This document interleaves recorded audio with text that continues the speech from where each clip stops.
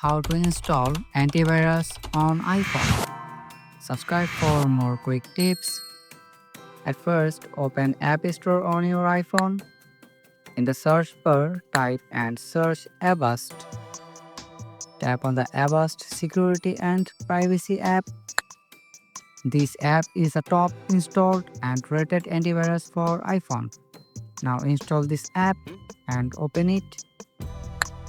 Tap on Get Started. To skip this part, tap on the cross icon. Then tap on Continue. Allow the notification here. Tap Cross to skip this part. Tap on Cross again.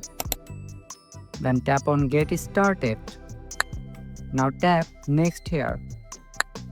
Allow the tracking.